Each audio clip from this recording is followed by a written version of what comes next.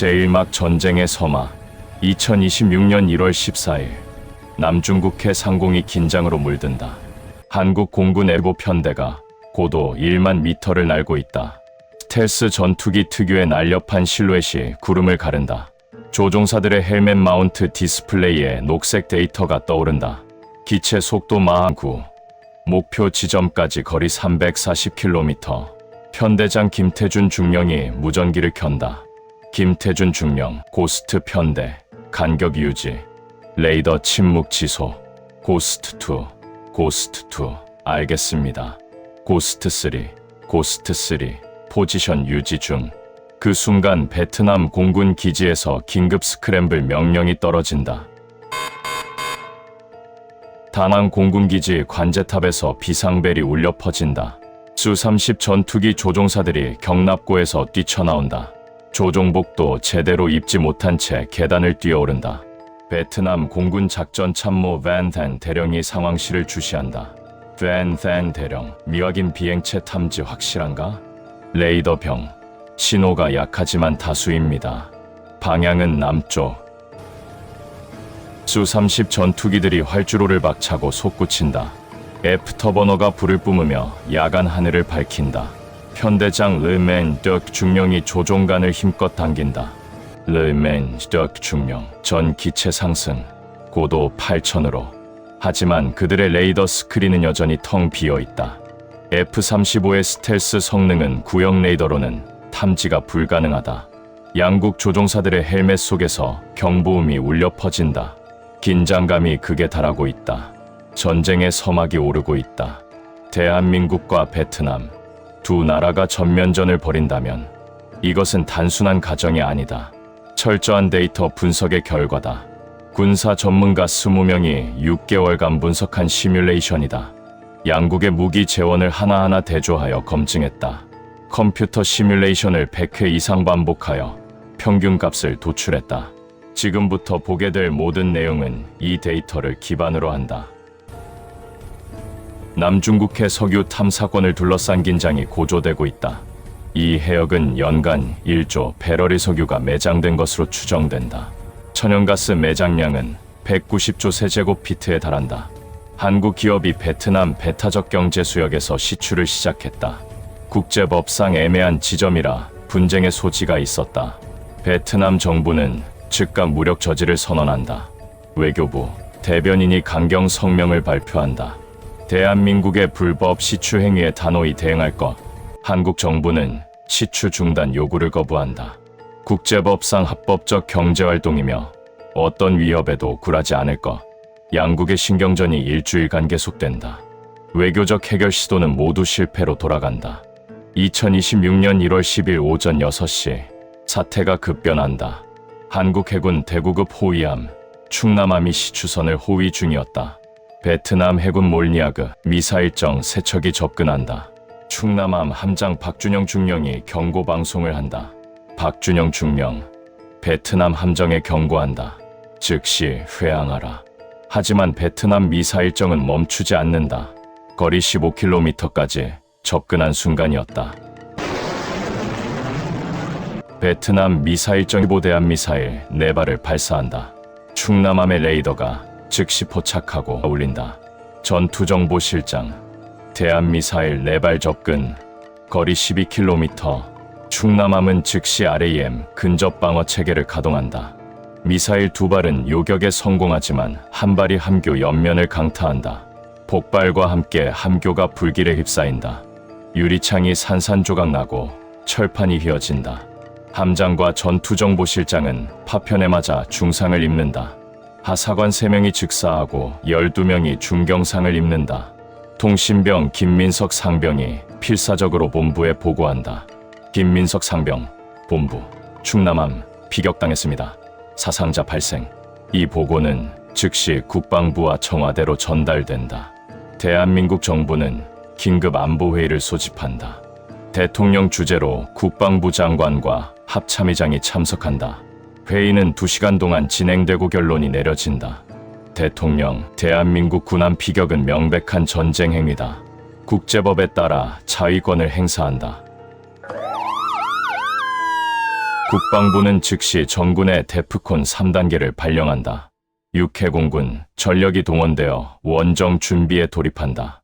각 부대마다 비상소집령이 떨어지고 장병들이 집합한다. 휴가 중이던 장병들도 긴급 복귀 명령을 받는다. 전국의 군부대에 비상등이 켜진다. 이 시뮬레이션은 실제 무기체계와 전술 데이터를 기반으로 한다. 양국의 군사력을 객관적으로 비교 분석할 것이다. 감정이나 편견을 배제하고 오직 데이터만으로 판단한다. 먼저 베트남군의 전력부터 살펴보도록 하자. 베트남은 인구 1억 명의 동남아시아 강국이다. 국토 면적은 33만 제곱킬로미터로 한반도의 1.5배다. 현역 병력만 48만 명에 달하며 예비군은 500만 명이 넘는다. 징병제를 실시하며 남성은 의무적으로 2년간 복무한다. 국방비는 연간 76억 달러로 GDP의 2.3%다. 무엇보다 베트남군의 강점은 실전 경험이 풍부하다는 것이다. 1955년부터 1975년까지 20년간 베트남전을 치렀다. 미국이라는 초강대국을 상대로 끝내 승리했다. 게릴라 전술로 막강한 화력을 무력화시킨 전례가 있다. 1979년에는 중국군의 침공을 격퇴하는 저력을 보였다. 중국군 20만 명이 국경을 넘어왔지만 한 달 만에 철수했다. 1978년부터 1989년까지는 캄보디아를 점령하고 통치했다. 크메르루즈 정권을 무너뜨리고 친베트남 정부를 세웠다. 이러한 전쟁 경험은 베트남군의 자산이다. 정글전에서 베트남군을 따라올 국가는 세계적으로 드물다. 밀림 속에서의 은밀한 이동과 매복 공격에 능숙하다. 게릴라 전술과 비정규전에 최적화된 전투 교리를 갖췄다. 국민 전체가 전사라는 말이 결코 과장이 아닌 나라다. 베트남 국민은 외세의 침략에 강력히 저항한 역사가 있다. 프랑스, 일본, 미국을 차례로 물리친 자부심이 있다. 하지만 장비 면에서는 명백한 세대 격차가 존재한다. 주력 전차는 러시아 제스 64대가 전부다. 나머지는 구형가 150대 정도 있다. T-55와 PT-76 같은 구식 전차도 여전히 운용 중이다. 전투기 역시 수-30 MK2가 36대로 가장 현대적이다. 수-27이 12대, 구형 수-20 있다. 맥이 21 같은 2세대 전투기도 아직 퇴역하지 않았다. 방공망은 S-300PMU-2 미사일로 구축되어 있지만 수량이 24기뿐이다. 판치르 S-1 근거리 방공 체계가 36기 있지만 역부족이다. 해군력도 연안 방어 위주로 원양 작전 능력은 제한적이다. 게파르트급 호위함 6척이 가장 큰 수상함이다. 배수량 2100톤으로 한국 호위함의 절반 수준이다. 킬로급 잠수함 6척이 있지만 1990년대 도입 이후 노후화됐다.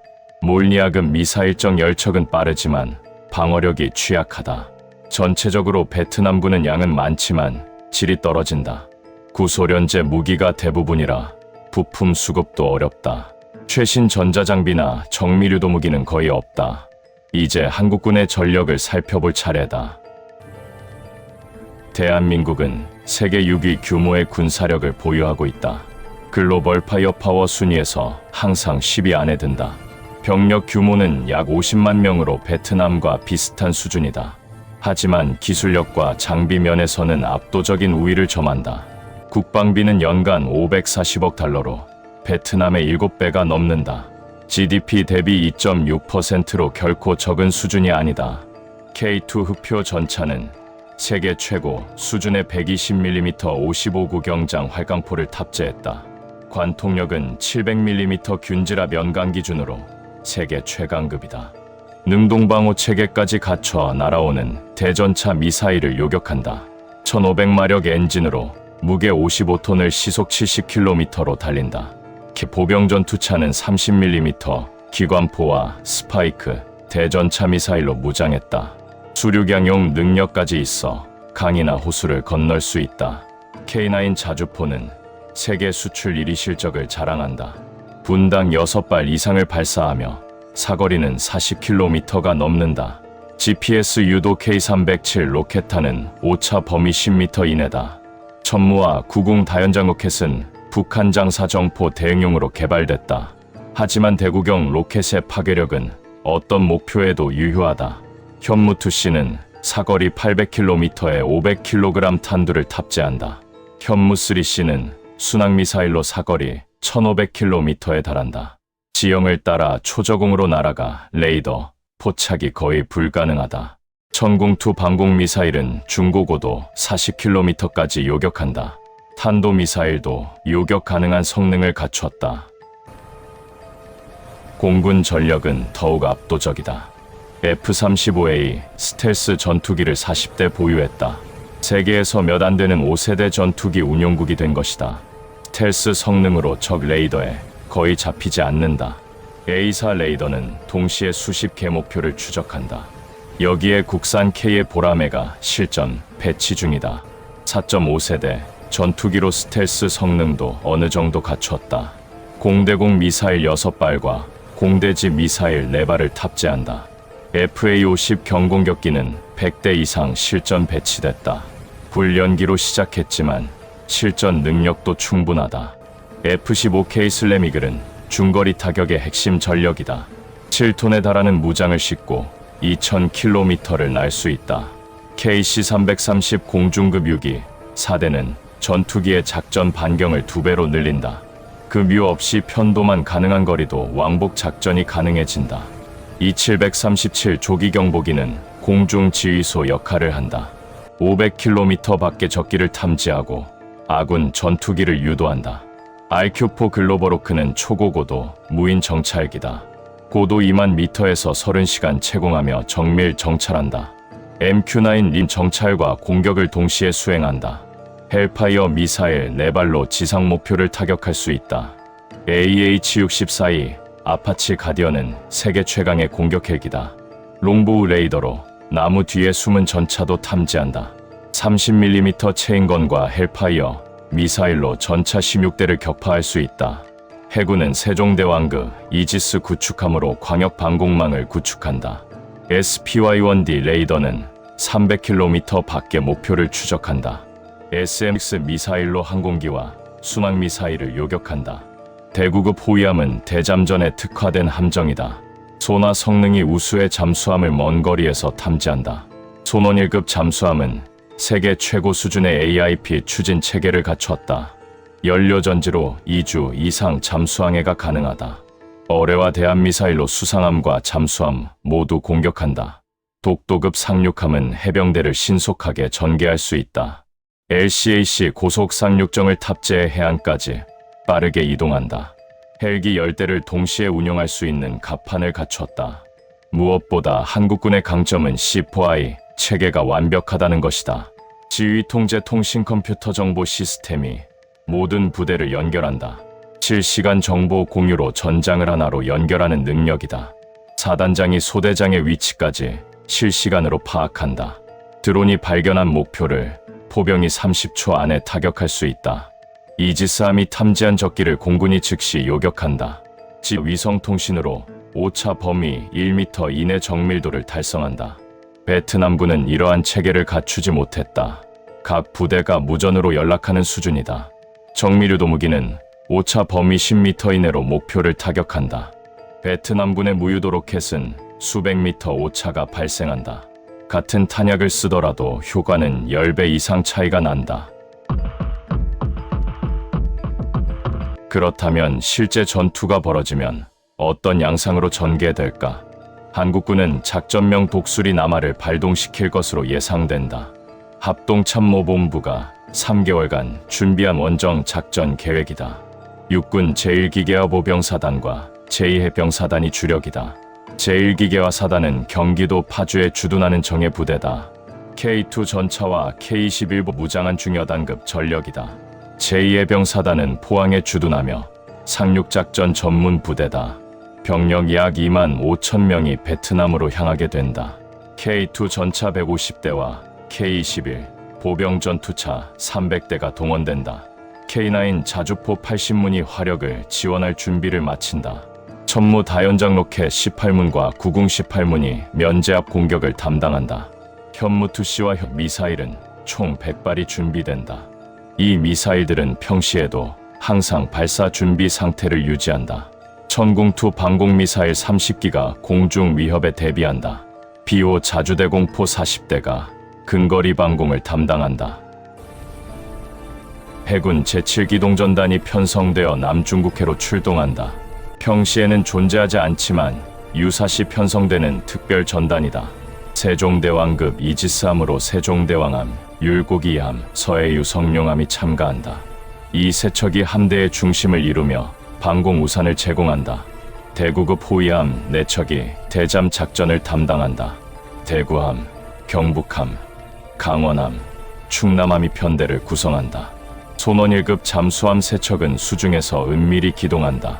잠수함은 한 명을 공개하지 않고 같은 번호로 식별된다. 독도급 상륙함으로 독도함과 마라도함 2척의 해병대와 장비가 탑재된다. 각 함은 전차 10대와 장갑차 20대를 실을 수 있다. 해상작전헬기 링스와 와일드캣 40대가 대잠 작전을 돕는다. 고속정과 지원함 등 총 60여 척의 함대가 구성된다. 공군은 원정항공단을 특별 편성한다. 총 전투기 120대, 규모의 대규모 항공전력이다. F-35A 32대가 첫 번째 타격 임무를 맡게 될 것이다. 스텔스 성능으로 적 방공망을 무력화하는 SEAD 임무다. KF-21 48대가 제공권 장악을 위해 투입된다. 적 전투기를 격추하고 공중우세를 확보하는 역할이다. FA-50 경공격기 24대는 근접 항공 지원 임무를 수행한다. 지상군 바로 앞에 적을 직접 타격한다. F-16대는 장거리 타격 능력을 제공한다. 적 지휘부와 주요 시설을 파괴하는 임무다.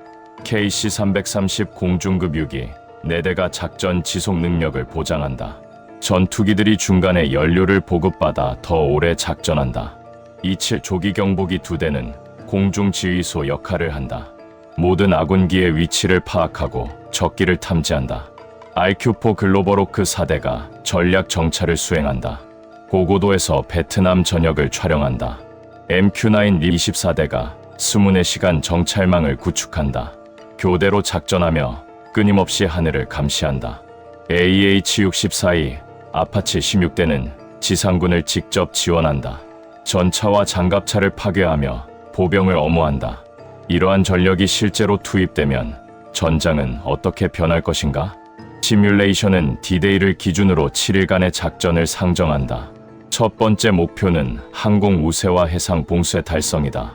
두 번째는 상륙 작전을 통한 교두보 확보다. 세 번째는 주요 군사 시설 무력화와 휴전 협상이다. 하지만 여기에는 중요한 변수가 하나 더 존재한다. 바로 중국의 개입 가능성이다. 중국은 베트남과 1,400km 국경을 맞대고 있다. 역사적으로 복잡한 관계이지만 현재는 전통적 우방이다. 남부전구 사령부는 광저우에 있어 베트남과 가깝다. 해군 항공모함 전단도 하이난 섬에 주둔한다. 중국이 베트남을 지원할 경우 전쟁 양상은 복잡해진다. 위성정보 제공부터 무기 긴급 공급까지 가능하다. 군사고문단을 파견하거나 정보요원을 보낼 수 있다. 최악의 경우 인민해방군이 직접 참전할 가능성도 배제할 수 없다. 하지만 중국의 직접적 개입에는 명확한 한계가 있다. 미국과의 정면 충돌을 감수하기 어렵기 때문이다. 중국 경제는 미국과 긴밀히 연결되어 있다. 전쟁은 경제 붕괴로 이어질 수 있다. 한국은 한미동맹의 핵심 국가로 미국의 군사 지원을 받는다. 한미상호방위 조약에 따라 미국은 한국을 방어할 의무가 있다. 미국은 위성 정찰 정보를 실시간으로 제공할 것이다. 키올 시리즈 정찰위성이 베트남 전역을 30분마다 촬영한다. 일본 오키나와와 규슈 기지를 한국군에게 개방한다. 미일 주둔군 지휘 협정에 따라 일본의 동의가 필요하지만 승인될 것이다. 공중급유 지원으로 작전 반경을 대폭 확장시켜준다. 미 공군 KC-135와 KC-46도 투입될 수 있다. 외교 채널을 통해 중국을 강력하게 견제할 것이다. 국무부와 국방부가 동시에 압박할 것이다. 일본은 직접 전투에는 참여하지 않지만 후방 지원을 제공한다.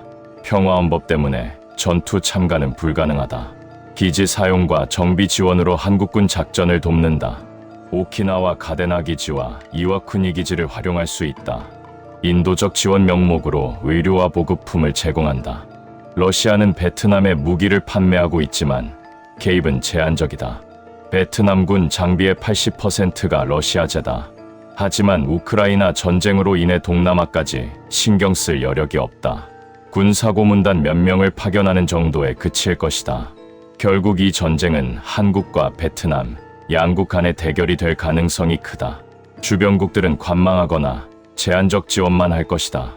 지금부터 실제 전투 시뮬레이션을 단계별로 살펴보자. 모든 시나리오는 실제 무기 성능과 전술 교리를 기반으로 한다. 미군 FM 교범과 한국군 야전 교범을 참고했다. 컴퓨터 시뮬레이션 프로그램으로 수백 번 반복 검증했다. 첫 번째 단계는 D-Day. 항공과 해상 전투가 시작된다. 한국군의 선제 타격이 전쟁의 흐름을 결정짓게 될 것이다. 제2막 D-Day, 항공해상 지배권 확보. D-Day 오전 5시 30분. 한국 전역의 군부대가 깨어난다. 병사들이 침상에서 벌떡 일어나 전투복을 입는다. 간부들이 복도를 뛰어다니며 소리친다. 대대장, 전 병력 5분 안에 집합. 실전이다. 미사일 부대에서는 발사관이 수직으로 세워진다. 현무3C 순항미사일 50발이 발사 준비를 완료한다. 각 미사일에는 목표 좌표가 입력된다. 베트남 레이더 기지 12곳과 공군기지 8곳이 목표다. 오전 6시 정가. 작전명 천둥의 첫 타가 개시된다. 충남 태안반도의 한 기지에서 미사일 4발이 동시에 솟구친다. 고성 앞바다 함정에서 2발이 수직 발사된다. 경북 포항 기지에서 3발이 연이어 발사된다. 전국 10개 지점에서 총 50발이 1분 간격으로 발사된다. 미사일들은 부스터를 분리하고 순항 비행 모드로 전환한다. 터보젯 엔진이 작동하며 마하 0.8의 속도로 가속한다.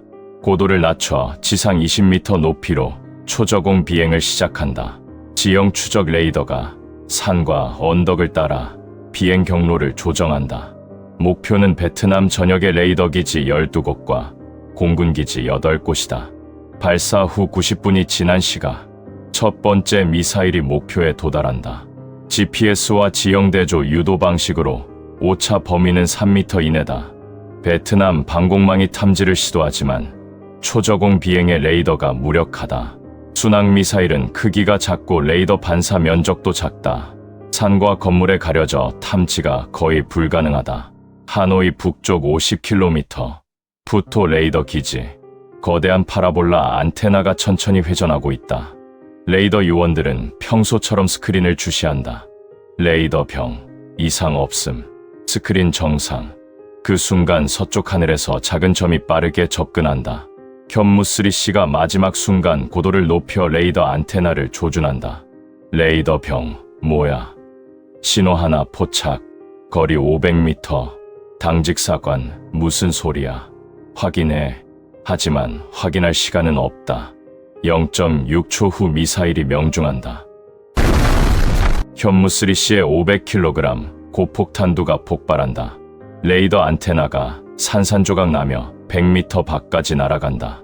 통제실의 콘크리트 벽이 무너지며 내부가 화염에 휩싸인다. 전자장비들이 연쇄 폭발하고 요원 12명이 즉사한다. 3분 후 두 번째 미사일이 같은 기지의 발전기 건물을 강타한다.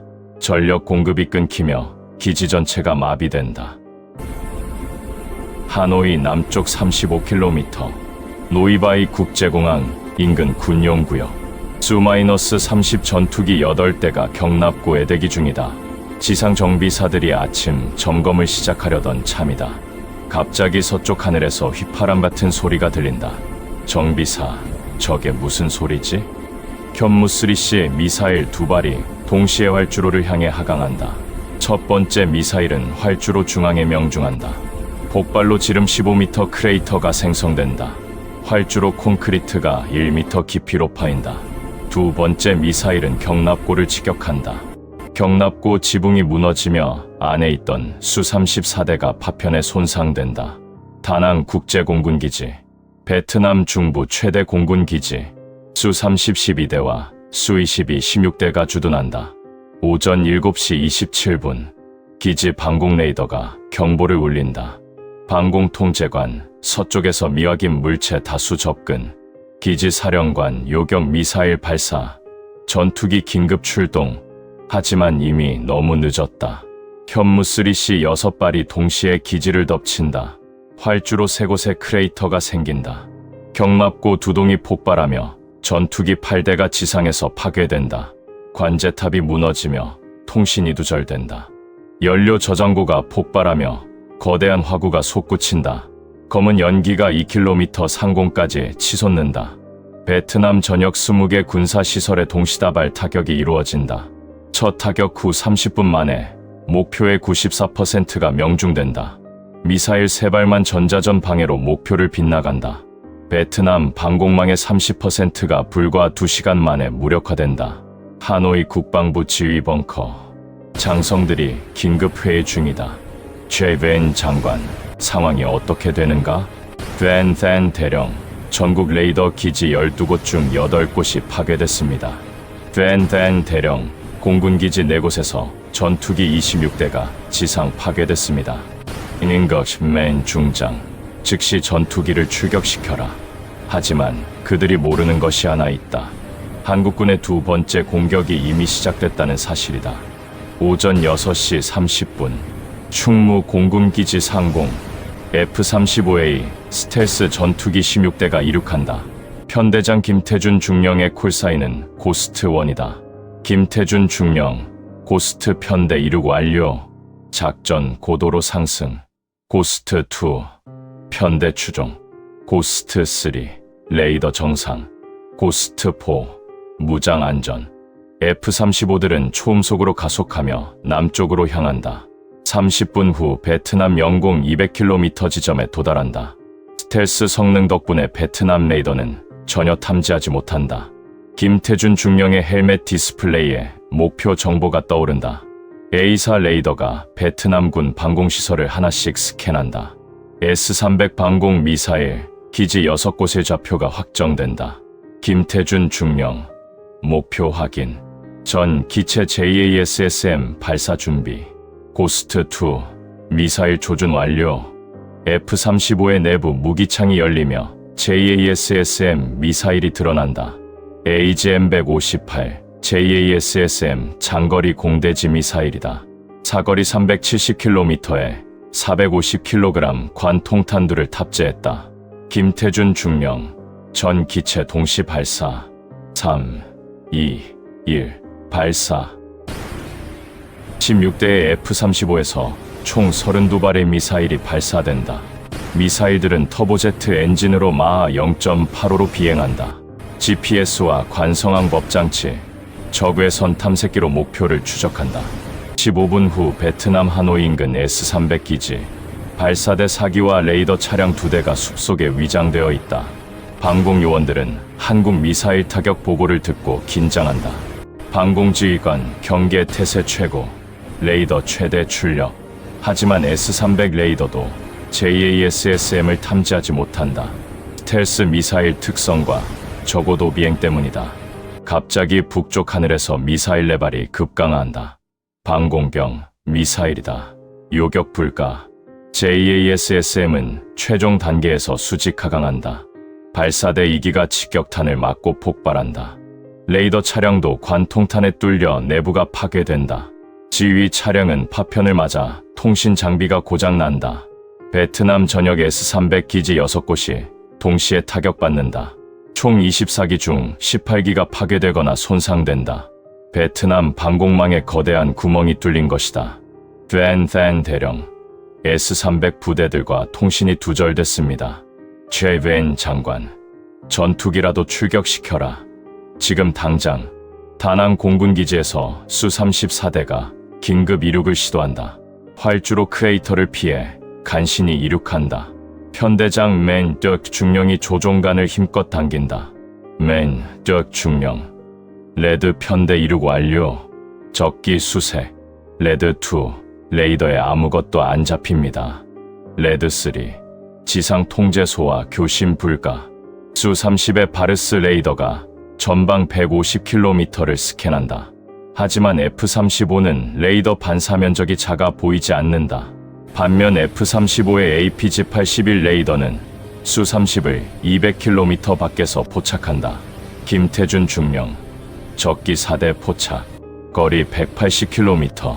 김태준 중령, 고스트 3-4 교전 허가, AIM-120 발사, F-35 2대가 AIM-120D 암람 미사일을 발사한다. 최신형 암람은 사거리 180km에 달한다. 능동 레이더 유도로 발사 후 스스로 목표를 추적한다.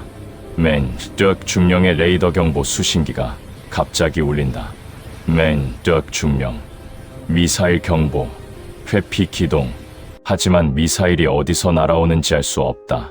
수-30은 필사적으로 기동하며 체프와 플레어를 뿌린다. 하지만 최신형 암람은 전자전대응 기능이 뛰어나다. 첫 번째 암람이 레드2를 명중시킨다. 수-30이 공중에서 폭발하며 파편이 사방으로 흩어진다. 조종사는 탈출할 시간도 없이 전사한다. 두 번째 암람이 레드4의 엔진에 명중한다. 전투기가 화염을 뿜으며 회전하기 시작한다.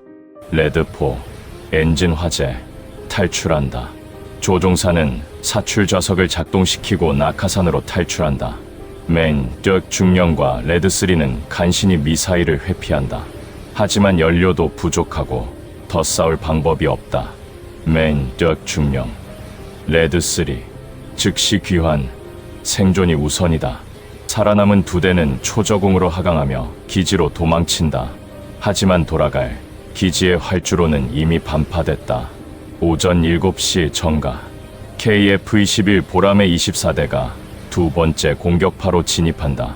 편대장 박서연 소령의 콜사인은 독수리원이다. 박서연 소령, 독수리 편대 목표 지역 도달, 공격 개시. KF-21들은 500파운드 정밀유도 폭탄 GBU-38을 투하한다. 목표는 베트남 공군기지 활주로들이다. GPS 유도 방식으로 오차 3m 이내로 명중한다. 하노이 기지 활주로에 크레이터 12개가 생긴다. 다낭 기지는 활주로 3개 중 2개가 완전 파괴된다. 호치민 인근 탄손낙 기지도 활주로가 벌집이 된다.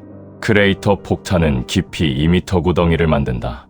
이를 메우고 수리하려면 최소 48시간이 걸린다. 베트남 공군은 더 이상 전투기를 이륙시킬 수 없게 된다. 남은 전투기들은 경납고에 숨어 있을 수밖에 없다. 박서연 소령, 독수리 편대, 임무 완수, 귀환 경로로 이동. 오전 8시, 한국 공군 조기경보기가 상황을 집계한다. E-737 전술통제관, 베트남 공군 전투기 총 80대 중 26대 지상 파괴, 공중전에서 2대 격추, 작전 가능, 기체 52대로 추정. 하지만 활주로 파괴로 출격 불가능. 공군작전사령관, 1단계 목표 달성, 제공권 확보 완료. 첫 타격 후 3시간 만에 베트남 공군력은 50% 손실된다. 더 중요한 것은 활주로 파괴로 남은 전투기도 못 띄운다는 점이다. 한국 공군은 베트남 상공의 완벽한 제공권을 확보한다. 이제 F-15K와 FA-50들이 자유롭게 지상 목표를 공격할 수 있다. 하지만 전쟁은 아직 끝나지 않았다. 해상 전투가 본격화된다. 오전 8시 30분, 작전명 푸른 장벽이 발령된다. 세종대왕급 이지스함 3척이 베트남 해안 200km 밖에 전개된다. 세종대왕함, 율곡이함, 서해유 성룡함이 일렬로 늘어선다. 각 함은 80셀맥41 수직 발사대를 보유한다. SM-2 대공 미사일 48발, SM-6 32발, 하푼 대함 미사일 16발 탑재, 총 240셀의 미사일이 발사 준비 상태다. 제7기동전단장 이준석 제독이 세종대왕함 함교에 서 있다. 이준석 제독, 전 함대 전투 배치 완료. 목표는 베트남 해군 전멸. 참모장, 베트남 함대 움직임 포착. 6척이 출항 중입니다. 대구급 호위함 4척이 함대 외곽을 경계한다. 각 함은 대잠 소나와 어뢰로 무장했다. 베트남 해군 사령부에서는 긴급 출격 명령이 떨어진다. 사령관 트렌 밴 해 제독이 작전을 지휘한다. 된 해의 제독, 한국 함대를 저지하라. 조국을 지켜야 한다. 게파르트급 호위함 6척이 항구를 빠져나온다. 각 함은 배수량 2100톤의 76mm 포와 대한미사일을 탑재했다. 몰니아급 미사일정 10척도 함께 출격한다. 소형이지만 개-35 대한미사일 4발씩을 탑재했다. 베트남 함대는 빠르게 북상하며 한국 함대를 향한다. 하지만 그들은 이미 한국군 감시망에 포착된 상태다. MQ-9 리퍼 드론 12대가 3000m 상공에서 추적 중이다. 드론의 합성계구 레이더가 함정들의 위치를 정확히 파악한다. 리퍼 조종사, 베트남 함정 16척 확인, 좌표 전송, 세종대왕함의 전투정보실에서 데이터를 실시간으로 받는다. SPY-1D 위상배열 레이더가 250km 밖의 함정들을 탐지한다. 스크린에 빨간 점 16개가 전멸한다. 전투정보실장 오세훈 대위가 사격 재원을 계산한다. 오세훈 대위, 목표 6척, 거리 180km, 교전 범위 진입, 이준석 제독, SM-2 미사일 발사 승인, 게파르트급 우선 타격. 오세훈 대위, 알겠습니다. 미사일 8발 발사 준비. 세종대왕함과 율곡이함 MX-41 수직 발사대 해치가 열린다. SM-2 블록 IIIB 미사일 8발이 연속으로 발사된다. 고체 로켓 부스터가 점화되며 수직으로 솟구친다. 50m 상공에서 방향을 틀어 목표를 향해 가속한다. 마하 3.5의 초음속으로 베트남 함정을 향해 날아간다. 반능동 레이더 유도 방식으로 이지스함의 레이더가 유도한다. 베트남 게파르트급 호위함 HQ-01이 레이더 경보를 받는다. 함장 맨 해 중령이 긴급 명령을 내린다. 맨 해 중령, 미사일 접근, 대공포 사격, 76mm 함포와 30mm 대공포가 하늘을 향해 불을 뿜는다. 하지만 마하 3.5로 접근하는 미사일을 맞추기는 불가능하다. 체프를 발사하지만 최신형 SM-2는 속지 않는다. 미사일은 함교를 정확히 관통한다. 64kg 파편탄두가 함교 내부에서 폭발한다. 함교가 폭발하며 화염이 치솟는다. 유리창이 산산조각 나고 철판이 뒤틀린다. 함장과 승조원 20명이 즉사한다. 레이더와 통신 장비가 모두 파괴된다. 함정은 통제 불능 상태로 표류하기 시작한다. 2분 후 두 번째 미사일이 같은 함정의 중앙부를 강타한다. 선체에 구멍이 뚫리며 바닷물이 밀려 들어온다. HQ-01은 급격히 기울며 침몰하기 시작한다. 생존 승조원, 전 승조원 대피, 함정이 침몰한다. 수병들이 바다로 뛰어들지만 많은 이들이 물속에 갇힌다. 20분 후 함정은 완전히 바닷속으로 사라진다. 다른 게파르트급 HQ-01호도 SM-2 두 발에 명중당한다. 첫 번째 미사일은 엔진실을 파괴하고 두 번째는 탄약고를 유폭시킨다. 거대한 폭발과 함께 함정이 두 동강 난다. 120명 승조원 중 80명이 전사하거나 실종된다. 된 해의 제독, HQ-01, HQ-01로 응답하라. 하지만 무전기에서는 잡음만 들려온다. 참모, 두 함정 모두 침몰한 것으로 보입니다. 된 해의 제독, 전 함대 즉시 철수. 항구로 귀환하라. 남은 게파르트급 4척은 급히 방향을 돌린다. 하지만 한국 해군은 추격을 멈추지 않는다. 대구급 호위함 대구함에서 SSM-700K의 해성대함 미사일이 발사된다. 경북함과 강원함도 각각 해성 2발씩을 발사한다. 총 6발의 대함 미사일이 베트남 미사일정들을 추적한다. 몰니아급 미사일정들은 작고 빨라 회피를 시도한다. 하지만 해성 미사일의 능동 레이더는 작은 표적도 추적한다. 첫 번째 미사일이 몰니아급을 명중시킨다. 250kg 탄두가 폭발하며 소형 미사일정이 산산조각 난다. 승조원 20명 전원이 바다에 빠진다. 연이어 3척이 더 격침되고 나머지는 간신히 도망친다. 베트남 수상함대는 2시간 만에 전력의 40%를 상실한다. 살아남은 함정들은 항구로 급히 도망친다. 하지만 더 큰 위협이 수중에서 기다리고 있다. 손원 1급 잠수함 SSN-083이 베트남 해역에 침투한 상태다. 잠수함장 최민호 중령이 소나실 보고를 듣는다. 소나병, 스크류 소리 탐지, 방위 270 거리 15km, 음향 특성상 킬로급 잠수함으로 판단됩니다. 최민호 중령, 조용히 접근한다. 속도 5노트로 감소. SSN-083은 소음을 최소화하며 목표에 접근한다. AIP 추진 방식으로 거의 무음에 가깝다. 베트남 킬로급 잠수함 HQ-182가 수십백 미터에서 기동 중이다. 잠수함장 덕-렁 중령은 아무것도 모른 채 항해 중이다. 덕-렁 중령. 적 함정 거리는 소나병, 수상함 소리만 들립니다. 잠수함은 없습니다. 하지만 그것은 착각이다. SSN-083은 이미 사거리 안에 있다. 최민호 중령, 어뢰 발사관 1번 준비. 목표 고정 완료. 부장 1번 발사관 준비 완료. 최민호 중령, 백상어 어뢰 발사. 백상어 중어뢰가 발사되고 스크류 소리가 물속에 퍼진다. 어뢰는 능동 소나로 목표를 추적하며 접근한다. 30초 후 베트남 잠수함이 소나병이 경보를 듣는다. 베트남 소나병, 어뢰다. 방위 영구형 거리 1000m. 덕-렁 중령. 전속 전진, 긴급 회피 기동.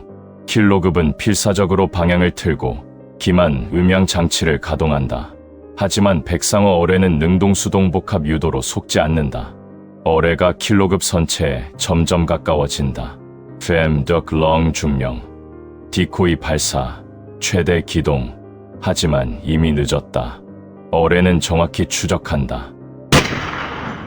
백상어 어뢰가 킬로급 중앙부를 관통한다. 350kg 탄두가 수중에서 폭발하며 압력파가 선체를 뒤흔든다.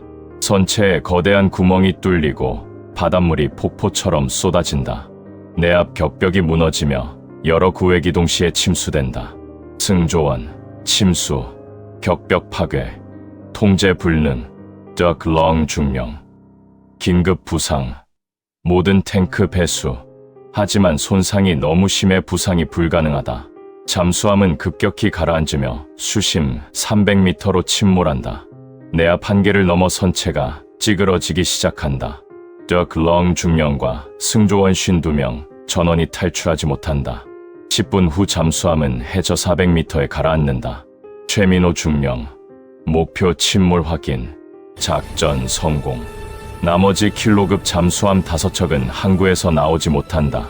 한국 잠수함 3척이 베트남 항구 입구를 봉쇄하고 있기 때문이다. 나오는 순간 어뢰 세례를 받을 것이 뻔하다. 한국 해군은 베트남 해안을 완전히 봉쇄하는 데 성공한다. 오후 2시부터는 공중 정찰이 더욱 강화된다. MQ-9 리퍼 드론들이 베트남 연안을 24시간 감시한다. 적외선 카메라와 합성계구 레이더로 모든 움직임을 포착한다. 작은 어선까지도 식별할 수 있다. 초계정 하나도 숨을 수 없는 감시망이 구축된다. 리퍼 드론은 헬파이어 미사일을 각각 4발씩 탑재하고 있다. 정찰과 동시에 공격도 가능한 무장 드론이다. 오후 3시경 베트남 초계정 12척이 항구에서 출발한다. 연안 경비 임무를 수행하려는 것이다. 하지만 출항 5분 만에 리퍼 드론에 포착된다. 리퍼 조종사, 목표 12개 확인, 초계정으로 판단, 교전 허가 요청, 작전 통제소, 교전 허가. 베트남 군함은 모두 적이다. 리퍼 드론 3대가 헬파이어 미사일을 발사한다. 레이저 유도 방식으로 오차 1m 이내다. 첫 번째 초계정이 헬파이어에 직격당한다. 배수량 300톤의 작은 함정이 폭발하며 불길에 휩싸인다. 연이어 3척이 더 격침되고 나머지는 급히 항구로 돌아간다. 베트남 해군은 더 이상 작은 배조차 운용할 수 없게 된다. 완벽한 해상 봉쇄가 달성된 것이다. D-Day 저녁 6시, 첫날의 전투가 마무리된다. 한국군은 항공 우세와 해상 봉쇄를 완벽하게 달성했다. 베트남 공군은 전투기의 절반을 지상과 공중에서 잃었다. 활주로 파괴로 남은 전투기도 이륙할 수 없다. 해군은 주요 수상함 6척과 잠수함 1척을 상실했다. 방공망은 30%가 파괴되어 더 이상 효과적 방어가 불가능하다. 베트남 지휘부는 절망적인 상황에 빠진다. 반면 한국군의 손실은 극히 경미한 수준이다. F-35 함대가 기계 결함으로 귀환 중 바다에 불시착했다. 조종사는 무사히 구조되어 인명 손실은 없었다.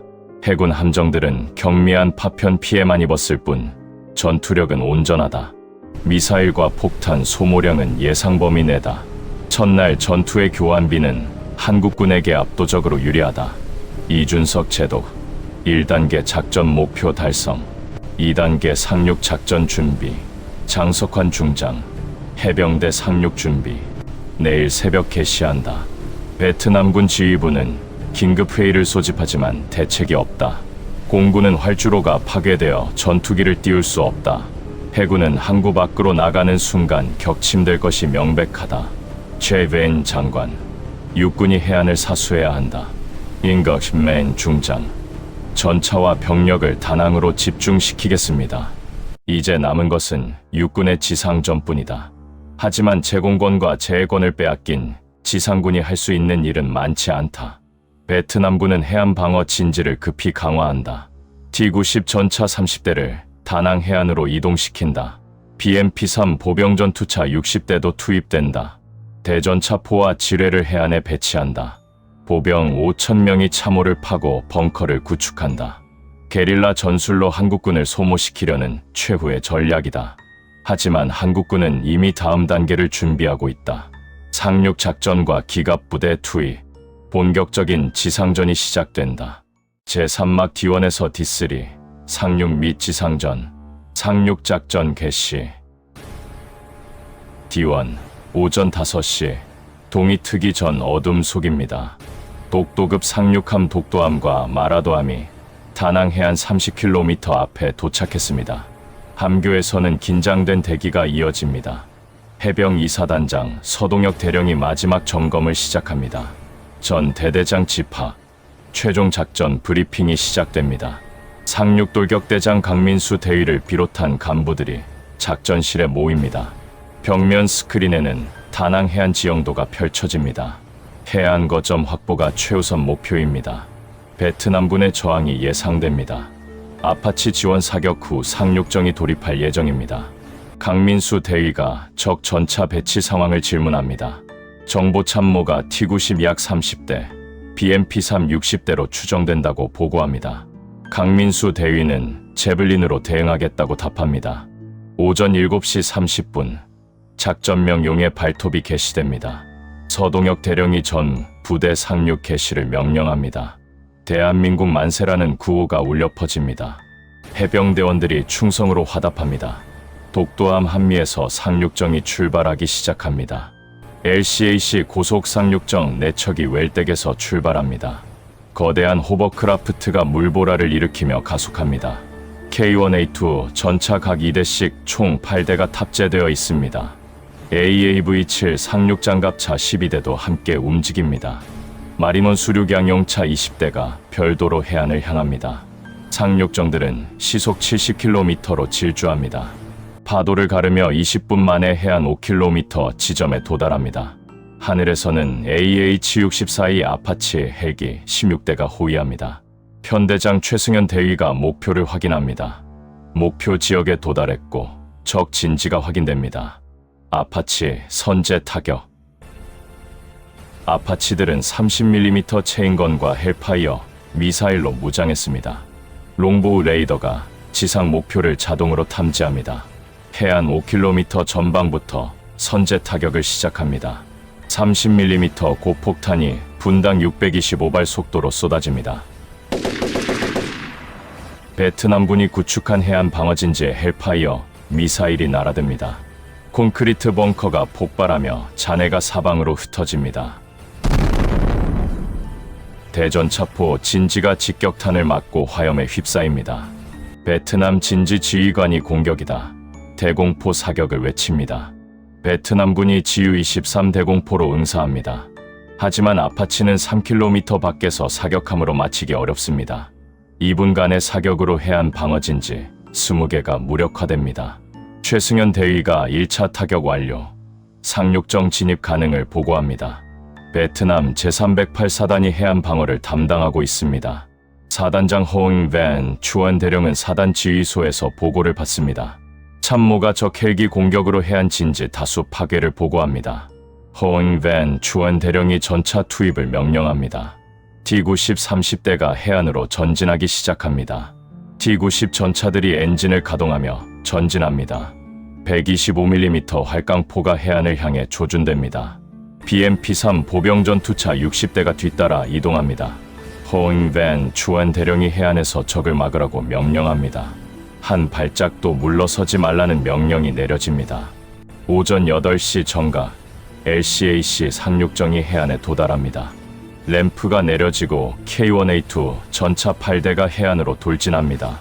엔진 굉음과 함께 무게 51톤 전차가 모래사장을 달립니다. AAV-7에서 해병대원 200명이 뛰어내립니다. 강민수 대위가 1중대 좌측, 2중대 우측 전진을 외칩니다. K2 소총을 들고 해병들이 상계하며 전진합니다. K1A2와 T-90 전차전. 그 순간 200m 전방에서 T-90 전차가 모습을 드러냅니다. T-90 전차장이 적 전차 발견, 사격 준비를 외칩니다. 하지만 한국 전차가 더 빠릅니다. K1A2 전차장 권혁진 중위가 즉시 명령을 내립니다. 목표 T-90 거리 1800m, 사격 준비. 포수가 조준 완료를 보고합니다. 권혁진 중위가 발사를 명령합니다. 120mm 44구경장 활강포가 불을 뿜습니다. APFSDS 날개 안정 분리 철갑탄이 포구를 떠납니다. 초속 1700m로 날아가 2초 만에 목표를 관통합니다. 텅스텐 합금 관통자가 T-90의 전면 장갑을 뚫습니다. 베트남 전차 내부에서 탄약이 유폭하며 폭발합니다. 포탑이 10m 공중으로 날아가며 화염이 치솟습니다. 권혁진 중위가 명중, 다음 목표 조준을 외칩니다. K1A2 8대가 동시에 사격하며 전진합니다. 화력 통제 장치 덕분에 이동 중에도 정확히 명중시킵니다. 베트남 T-90 3대가 순식간에 격파됩니다. 베트남군도 반격을 시작합니다. T-90 한 대가 125mm 포를 발사합니다. 포탄이 K1A2의 정면 장갑을 강타합니다. 하지만 복합 장갑이 포탄을 튕겨냅니다. 전차 내부는 흔들리지만 관통되지 않았습니다. 권혁진 중위가 피격됐지만 관통 안됨을 확인합니다. 조종수가 전차 정상, 계속 전투 가능을 보고합니다. 권혁진 중위가 좋아, 반격이다를 외칩니다. K1A2가 즉시 반격 사격을 가합니다. 이번에는 측면 장갑이 약한 부분을 노립니다. K-21 보병전투차 전투. 포탄이 T-90 측면을 관통하고 폭발합니다. 베트남 전차는 화염에 휩싸이며 멈춥니다. 한편 보병전투차 전투도 치열하게 벌어집니다. K-21 보병전투차 80대가 해안에 상륙하며 전개합니다. 40mm 자동유탄 발사기와 30mm 기관포로 무장했습니다. 베트남 BMP-3 보병전투차들이 대응합니다. 100mm 저압포와 30mm 기관포를 난사합니다. 하지만 K-21의 장갑이 더 우수합니다. 정면 30mm 기관포를 견딜 수 있습니다. K-21 차장이 목표 BMP 거리 800m, 30mm 사격을 외칩니다. 30mm 기관포가 분당 200발을 발사합니다. 예광탄이 꼬리를 그으며 날아갑니다. BMP-3의 측면 장갑을 관통하고 내부를 파괴합니다. 베트남 승무원들이 비상 탈출하지만 2명이 전사합니다. K-21에서 스파이크 대전차 미사일이 발사됩니다. 적외선 영상 유도 방식으로 발사 후 망각이 가능합니다. 미사일이 BMP-3 상부를 공격해 관통합니다. 탄약이 유폭하며 포탑이 날아갑니다. 베트남 보병들은 숲과 건물 뒤에서 RPG를 발사합니다. RPG-7 로켓이 불꽃을 뿜으며 날아옵니다. 하지만 K-21의 능동방어 체계가 작동합니다. 레이더가 RPG를 감지하고 요격탄을 발사합니다. RPG가 공중에서 폭발하며 K-21은 무사합니다. K-21 차장이 능동방어 작동, RPG 요격 성공을 외칩니다. 상륙돌격대장 강민수 대위가 선두에서 부대를 이끕니다. 강민수 대위가 1소대 좌측 건물 확보, 2소대 우측 엄호를 외칩니다. 해병대원들은 K2 소총을 난사하며 베트남군 참호로 돌격합니다. 해병대 시가전과 K9 자주포 지원, K2 소총의 5.56mm NAT5탄이 정확히 명중합니다. 베트남군도 AK-47과 AK-74로 응전합니다. 양측 사이 50m 거리에서 치열한 총격전이 벌어집니다. 강민수 대위는 선두에서 지휘하며 수류탄을 투척합니다. 베트남군 참호의 수류탄이 떨어지고 폭발합니다. 그 순간 베트남군 저격수의 총탄이 날아옵니다. 강민수 대위는 어깨에 총상을 입고 쓰러집니다. 부소대장이 대위님, 위생병을 외칩니다. 강민수 대위가 괜찮다. 계속 전진해를 외칩니다. 대위는 부상에도 불구하고 지휘를 멈추지 않습니다. 왼손으로 권총을 들고 계속 명령합니다. 강민수 대위가 3소대 우회, 측면을 공격하라고 외칩니다. 해병 3소대가 베트남군 측면으로 돌아갑니다. 후방에서 5km 떨어진 곳에 K9 자주포 사신문이 전개됩니다. 자주포 사격지휘관 김병수 중사가 좌표를 확인합니다. 김병수 중사가 목표 좌표 입력 완료, 사격 준비를 외칩니다. K9 자주포는 자동 장전 장치로 15초에 한 발씩 쏩니다. 분당 6발 이상의 화력입니다. 김병수 중사가 전포 사격 개시를 명령합니다. 155mm 포탄 40발이 동시에 발사됩니다. 포구에서 화염이 뿜어져 나오고 포 자체가 뒤로 밀립니다. 포탄들은 포물선을 그리며 12km를 날아갑니다. GPS 유도 K307 로켓탄도 함께 발사됩니다. 베트남군 직결지 상공에서 포탄들이 쏟아집니다. 155mm 고폭탄이 반경 50m를 초토화합니다. 베트남 병사들이 포격이다, 엄폐를 외칩니다. 베트남군 병력 300명이 이 포격으로 전사하거나 부상당합니다. 제블린 미사일 공격과 교두보 확보, T-90 전차 5대도 파편의 손상을 입습니다. 제블린 대전차 미사일팀이 전진합니다. 팀장이 적외선 조준경으로 T-90을 포착합니다. 제블린 팀장이 목표 포착, 거리 2000m, 발사를 외칩니다. 제블린 미사일이 발사되고 상승합니다. 탑어택 모드로 전차 상부 장갑을 노립니다. T-90의 상부 장갑은 정면보다 훨씬 얇습니다. 미사일이 수직으로 하강하며 전차 위를 강타합니다. 관통력 800mm 탄두가 상부를 뚫고 내부를 파괴합니다. T-90이 내부에서 폭발하며 불길이 치솟습니다. 승무원 3명이 탈출하지 못하고 전사합니다. 제블린 팀은 연속으로 3발을 더 발사합니다.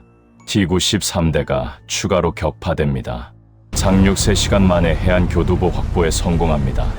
베트남군은 T-90 18대를 잃고 BMP-3 30대가 파괴됐습니다. 병력 300명 전사, 500명 부상의 큰 피해를 입습니다. 호응 밴 주원 대령은 손실이 너무 크자 후퇴를 명령합니다. 내륙으로 후퇴한다는 명령이 내려집니다. 참모가 하지만 해안을 포기하면 어쩌냐고 묻습니다.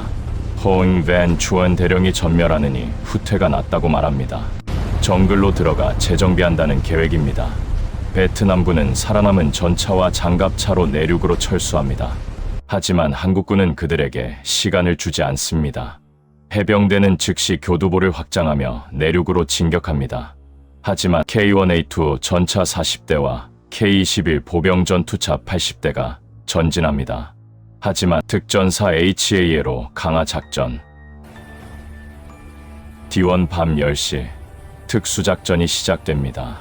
G130 수송기가 호치민 상공 고도 8,000m를 비행합니다. 특전사 707 특임대 60명이 탑승해 있습니다. 특임대장 윤성민 중령이 대원들에게 최종 점검을 지시합니다. 윤성민 중령이 산소 마스크 확인, 30초 후 강화를 외칩니다. 대원들은 HAA로 강화 장비를 최종 점검합니다. 고고도 강화용 산소통과 자동 계산 장치를 확인합니다.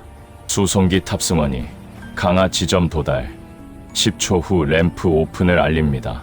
후방 램프가 열리며 밤하늘이 보입니다. 차가운 바람이 기내로 밀려듭니다. 윤성민 중령이 전 대원 강화 준비 5, 4, 3, 2, 1 고를 외칩니다. 대원들이 차례로 뛰어내립니다. 고도 8,000m 상공에서 자유낙하가 시작됩니다. 야간 투시경을 착용한 대원들은 침묵 속에 하강합니다. 고도 1,000m에서 낙하산이 자동으로 펼쳐집니다. 대원들은 조용히 목표 지점 숲속에 착지합니다. 착지 즉시 낙하산을 회수하고 무기를 꺼냅니다. K2 소총의 소음기를 장착하고 전술 대응을 갖춥니다. 목표는 호치민 인근 군사령부를 교란하는 것입니다. 알파 팀장 정우진 상사가 12명을 이끌고 통신탑으로 접근합니다. 윤성민 중령이 알파 팀에게 통신탑 제거를 명령합니다. 브라보 팀에게 지휘부 GPS 재밍 준비를 지시합니다. 정우진 상사가 알파팀 알겠습니다. 이동 개시를 외칩니다. 알파팀은 야간 투시경으로 적 초소를 확인합니다. 베트남군 보초 2명이 담배를 피우며 경계 중입니다. 정우진 상사가 저격수에게 보초 2명 제거를 지시합니다. 특전사 저격수가 소음 저격총으로 조준합니다. 통신탑 파괴와 GPS 재밍, 조용한 발사음과 함께 보초 2명이 쓰러집니다. 알파팀은 신속히 통신탑 기단부로 접근합니다. 정우진 상사는 C4 플라스틱 폭약 5kg을 설치합니다. 기폭 장치를 연결하고 타이머를 5분으로 설정합니다. 정우진 상사가 폭약 설치 완료, 철수한다를 외칩니다. 알파팀은 50m 후방 안전지대로 대피합니다. 5분 후 상황이 벌어집니다. C4가 폭발하며 통신탑 기단부가 끊어집니다. 높이 80m 철탑이 천천히 기울며 무너집니다. 거대한 굉음과 함께 지면에 쓰러집니다. 베트남군 통신망이 순식간에 마비됩니다. 베트남 통신병이 통신탑 폭발, 전국 통신망 두절을 외칩니다. 브라보 팀은 2km 떨어진 언덕에 GPS 재밍 장비를 설치합니다. 고출력 제머가 작동하며 반경 50km GPS 신호를 교란합니다. 베트남군 지휘부는 GPS 좌표를 잃고 혼란에 빠집니다. 포병 지원을 요청해도 정확한 좌표를 전달할 수 없습니다. 베트남 지휘관이 좌표가 계속 바뀐다, GPS 작동 불가를 외칩니다. 특전사는 48시간 동안 정글에 숨어 교란 작전을 계속합니다. 베트남군은 특전사를 찾아내려 수색대 300명을 투입합니다. 하지만 한국 특전사의 정글 생존 능력은 세계 최고 수준입니다. 베트남군보다 더 은밀하게 움직이며 역으로 매복 공격을 가합니다. 정우진 상사가 수색대 10명 접근, 조용히 제거하라고 지시합니다.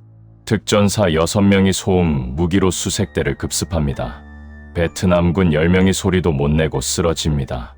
시체는 숲속 깊이 은닉하고 흔적을 지웁니다. 베트남군은 자군 병사 실종 사실도 모른 채 수색을 계속합니다. K2 흡표 기갑 돌파 전 D2 오전 6시 본격적인 기갑 돌파가 시작됩니다. 육군 기갑 1여 단장 임철호 대령이 K2 흡표 120대를 이끕니다. 목표는 베트남군 방어선을 일거에 돌파하는 것입니다. 임철호 대령이 전 부대 전진 속도를 늦추지 말아라고 외칩니다. K2 전차들이 일렬로 늘어서 전진합니다. 1500마력 엔진이 굉음을 내며 시속 50km로 달립니다. 베트남군은 다낭 내륙 20km 지점의 방어선을 구축했습니다. T-72 전차 60대로 저지선을 만들었습니다. 기갑 2사단장 댄 선 대령이 방어를 지휘합니다. 댄 선 대령이 전차는 절대 후퇴하지 말아라고 외칩니다. 여기서 막는다는 명령이 내려집니다. T-72 전차들이 엔진을 끄고 매복 자세를 취합니다. 언덕과 건물 뒤에 숨어 한국 전차를 기다립니다. 오전 7시 30분 양측 전차가 조우합니다. 거리 3km 지점에서 서로 발견합니다. 임철호 대령이 적 전차 다수, 전 대대 전투 대응을 외칩니다. K2 전차들이 재빨리 상계하며 사격 자세를 잡습니다.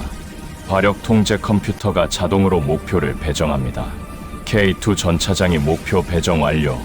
사격 준비를 보고합니다. 베트남군도 동시에 사격합니다. 댄 산 대령이 사격 개시를 명령합니다. 양측에서 동시에 포성이 울립니다. T-72의 125mm 포탄이 K2를 향해 날아옵니다. 일부는 명중하지만 K2의 복합 장갑을 관통하지 못합니다. K2의 능동방호 체계가 일부 포탄을 공중에서 요격합니다. 반면 K2의 120mm 포탄은 정확히 명중합니다. 사격 통제 장치 덕분에 이동 중에도 명중률 90%를 유지합니다. T-72의 정면 장갑도 뚫을 수 있는 관통력입니다. 첫 교전 5분 만에 T-72 12대가 격파됩니다. 천무 로켓 추격과 전과 집계. 댄 산 대령이 손실이 너무 크다라고 외칩니다. 측면 공격으로 전환한다는 명령이 내려집니다. 베트남 전차들이 측면으로 기동하며 반격합니다. 하지만 K2는 포탑 회전 속도가 빨라 즉시 대응합니다. 360도 상황 인식 시스템으로 측면 공격도 미리 파악합니다. K2 전차장이 측면 적 전차 3대 포탑 선회를 외칩니다. 포탑이 빠르게 회전하며 측면 목표를 조준합니다. 3발 연속 사격으로 T-72 세대를 격파합니다. 30분간의 전투 후 베트남 T-72 42대가 격파되거나 무력화됩니다. K2는 단 2대만 피격 손상을 입었습니다. 그나마도 승무원은 모두 무사하고 전차는 수리 가능합니다. 댄 산 대령은 더 이상 버틸 수 없음을 깨닫습니다. 댄 산 대령이 전 부대 후퇴, 정글로 철수한다라고 외칩니다. 참모가 하지만 전차를 버리면 어쩌냐고 묻습니다. 댄 산 대령은 전차는 이미 끝났다고 말합니다. 병력이라도 살려야 한다는 판단입니다. 베트남 기갑부대는 살아남은 전차 18대를 버리고 도주합니다. 승무원들은 전차에서 내려 정글로 도망칩니다. 한국군 천무 다연장 로켓 18문이 후퇴하는 적을 추격합니다. 정미류도 로켓 대장 정민수 대위가 좌표를 입력합니다. 정민수 대위가 목표 좌표 확정, 면제 앞 사격 준비를 외칩니다. 천무 로켓 발사기가 수직으로 세워집니다. GPS 유도 로켓 200발이 발사 준비를 마칩니다. 정민수 대위가 전 발사대 동시 발사를 명령합니다. 천무 로켓들이 연이어 발사되며 하늘을 수놓습니다. 불꽃꼬리를 그으며 30km를 날아갑니다. 베트남군 집결지 상공에서 로켓들이 동시에 터집니다. 반경 1km가 화염과 폭발로 뒤덮입니다. 나무가 뽑히고 흙이 수십 미터 솟구칩니다. 베트남군 병력 500명 이상이 이 공격으로 전사합니다. 살아남은 병력도 고막이 터지고 정신을 잃습니다. 베트남 생존 병사가 귀가 안 들린다고 외칩니다. D3까지 3일간의 전투로 베트남군 전력이 급격히 약화됩니다. 육군 전차 총 120대 손실입니다. 병력 1,200명 전사, 2,000명 부상입니다. 공군은 더 이상 제대로 된 출격조차 할 수 없습니다. 활주로 복구 작업도 한국군 공습으로 진행이 안 됩니다. 해군은 항구에 갇혀 움직이지 못하는 상태입니다. 반면 한국군 손실은 미미합니다. 전사 18명, 부상 98명입니다. 전차 2대 손상, 장갑차 5대 경미한 피해 정도가 전부입니다. 교환비는 약 1대 50 수준입니다. 베트남군 지휘부는 절망적인 상황 보고를 받습니다. 최벤 장관이 중국의 긴급 지원을 요청하라고 외칩니다. 외무장관이 이미 요청했지만 중국이 망설이고 있다고 보고합니다. 중국 남부전구 사령부는 상황을 예의주시합니다. 하지만 미국의 강력한 경고 때문에 직접 개입을 주저합니다. 한국군은 디포부터 최종 단계 작전을 준비합니다. 드론을 이용한 정밀 타격과 심리전이 본격화됩니다. 베트남군에게 남은 시간은 많지 않습니다. 제3화 디포에서 D7 최종 결전, 드론 정찰 작전 개시. 디포 오전 6시, 하늘은 드론으로 가득 찹니다. MQ-9 리퍼 24대가 베트남 전역을 24시간 감시합니다. 고도 6,000m에서 선회하며 지상을 관찰합니다. 각 드론은 18시간 채공이 가능하고 교대로 작전을 수행합니다. 8시간씩 3교대로 끊임없이 하늘을 지킵니다. 합성계구 레이더와 광학 적외선 카메라로 정글 속 움직임도 포착합니다. 나무 사이로 움직이는 차량의 열기까지 감지합니다. 리퍼 조종사는 미국 본토 네바다 크리치 공군기지에서 원격 조종합니다. 위성 통신으로 1만 킬로미터 떨어진 드론을 실시간 조종합니다. 리퍼 조종사, 목표 다수 포착, 트럭 행렬로 판단됩니다. 스크린에는 정글 도로를 달리는 트럭 60대가 보입니다. 적외선 영상으로 엔진 열기가 선명하게 표시됩니다. 작전 통제관, 베트남군 보급 트럭으로 확인, 타격 허가. 베트남군 보급 트럭 60대가 정글 도로를 이동하는 것이 포착됩니다. 식량과 탄약을 전선으로 운반 중입니다. 리퍼 드론 6대가 즉시 타격 대형으로 전환합니다. 각 드론은 AGM-114 헬파이어 미사일 4발씩 탑재했습니다. 리퍼 조종사일 1번기, 목표 조준, 레이저 조사 시작. 드론에서 레이저 비미 선두 트럭을 조준합니다. 헬파이어는 레이저 유도 방식으로 오차 범위 1m 이내입니다. 리퍼 조종사일 헬파이어 발사, 미사일이 드론에서 분리되어 급강하합니다. 레이저 반사광을 따라 정확히 목표로 향합니다. 7초 후 선두 트럭이 폭발하며 화염에 휩싸입니다. 탄약을 실은 트럭이라 2차 폭발이 일어납니다. 앞뒤 트럭까지 연쇄 폭발하며 도로가 아수라장이 됩니다. 보급로 차단 작전. 베트남 호송대장, 공격이다. 차량 산개, 하지만 정글 도로는 좁아서 산개할 공간이 없습니다. 리퍼 드론 6대에서 총 24발의 헬파이어가 발사됩니다. 보급품을 실은 트럭들이 연쇄 폭발합니다. 식량 트럭에서 쌀과 통조림이 사방으로 흩어집니다. 연료 트럭이 폭발하며 거대한 화구가 치솟습니다. 10분간의 공격으로 트럭 60대 중 48대가 파괴됩니다. 베트남군 병사들이 정글로 흩어지지만 적외선 카메라가 추적합니다.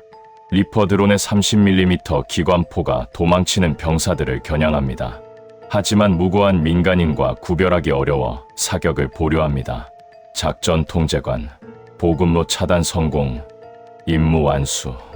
이러한 공격이 하루 5회에서 6회 반복됩니다. 베트남군은 낮에는 보급 이동을 할 수 없게 됩니다. 밤에만 이동을 시도하지만 적외선 카메라에 모두 포착됩니다. 정찰용 소형 드론 100대 이상이 추가로 투입됩니다. RQ-11 레이븐 같은 휴대용 드론들입니다. 각 대대마다 6대씩 배치되어 지역 정찰을 수행합니다. 이들은 정글 속 매복 위치를 실시간으로 파악합니다. 한국군 지상부대는 드론 정보를 받아 안전하게 기동합니다. K-21 차장, 전방 300m 정 매복 확인, 우회 기동. 베트남군이 매복을 시도해도 이미 위치가 노출된 상태입니다.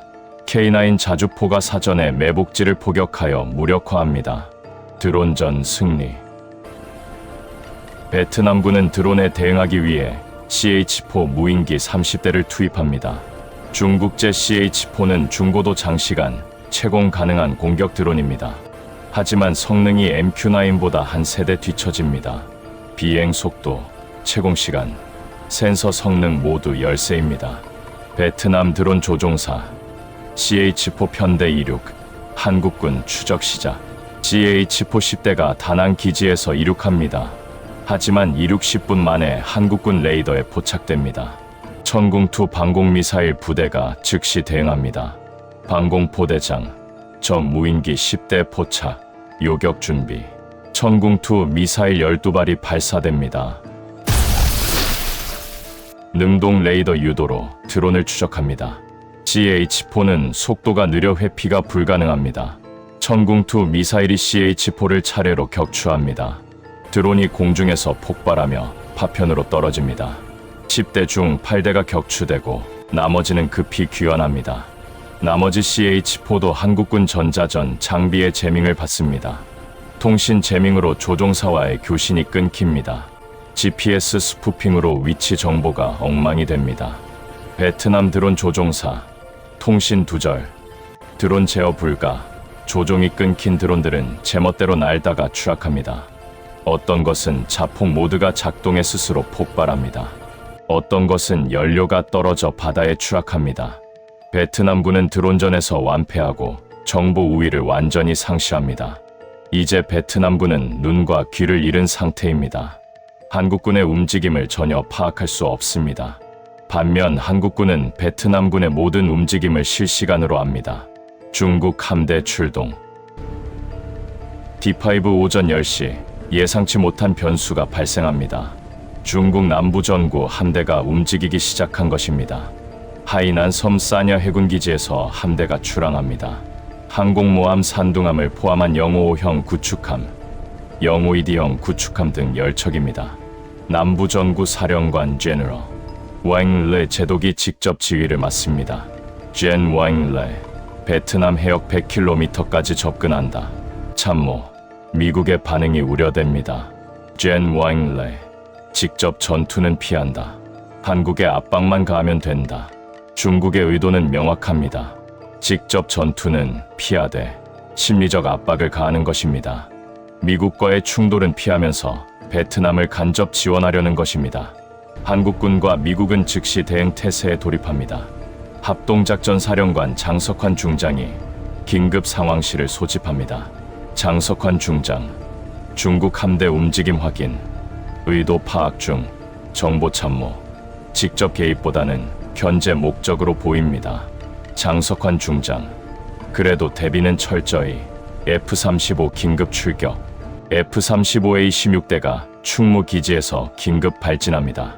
오키나와의 미 공군 F-22 랩터 8대도 출격합니다. 총 24대의 5세대 스텔스 전투기가 중국 함대 상공으로 향합니다. 스텔스 전투기 대응. 김태준 중령, 고스트 편대, 중국 함대 감시 임무 개시. F-35들은 중국 함대 150km 상공에서 선회합니다. 스텔스 성능으로 중국 레이더에 잡히지 않습니다. 하지만 존재만으로도 강력한 압박이 됩니다. 이지스함 세척은 SM-6 미사일을 발사 준비 상태로 전환합니다. SM-6는 사거리 460km로 중국 함대를 타격할 수 있습니다. 이준석 제독, 중국 함대 추적, 미사일 발사 대기. 현무 3C 순항미사일 50발도 발사 대기 중입니다. 한국 본토에서 발사하면 3시간 안에 중국 함대를 타격할 수 있습니다. 중국 함대는 베트남 해역 100km 지점에 도달합니다. 더 가까이 접근하면 직접 충돌 위험이 있습니다. 젠 와잉레, 여기서 대기한다. 더 이상 접근 금지. 하지만 미국은 이것조차 용납하지 않습니다. 미국 인도태평양 사령관 로버트 헤이스가 외교 채널을 가동합니다. 워싱턴 백악관에서 중국 대사를 긴급 소환합니다. 로버트 헤이스, 중국의 개입은 지역 안정을 해친다. 즉각 함대를 철수시키지 않으면 심각한 결과가 있을 것이다. 미 국무부 대변인이 긴급 브리핑을 엽니다. 중국의 일방적 행동을 규탄한다는 내용입니다. 동맹국 한국을 전적으로 지원한다고 선언합니다. 미칠함대 로널드 레이건 항모전단이 필리핀에서 북상합니다. 일본도 센카쿠 열도 인근의 해상자위대 이지스함 2척을 전개합니다. 중국에게 동시 다방면 압박을 가하는 것입니다. 중국 함대 철수. 중국 공산당 중앙군사위원회는 긴급회의를 소집합니다. 시진핑 주석이 직접 참석합니다. 중국 국방부장, 베트남을 도와야 합니다. 우리의 영향력이 걸렸습니다. 외교부장, 하지만 미국과 충돌하면 경제가 무너집니다. 시진핑, 경제가 우선이다. 함대를 철수시켜라. 베트남을 돕는 것보다 미국과의 관계 악화가 더 위험하다는 결론입니다. 중국 경제는 미국과 밀접하게 연결되어 있습니다. 전쟁은 무역 제재와 경제 붕괴로 이어질 수 있습니다. 젠 와잉레, 중앙군사위 명령 수령, 함대 철수 개시. 중국 함대는 24시간 만에 하이난 섬으로 귀환합니다. 베트남은 유일한 후원자마저 잃어버린 셈입니다. 호치민 대통령궁에서 긴급 국무회의가 열립니다.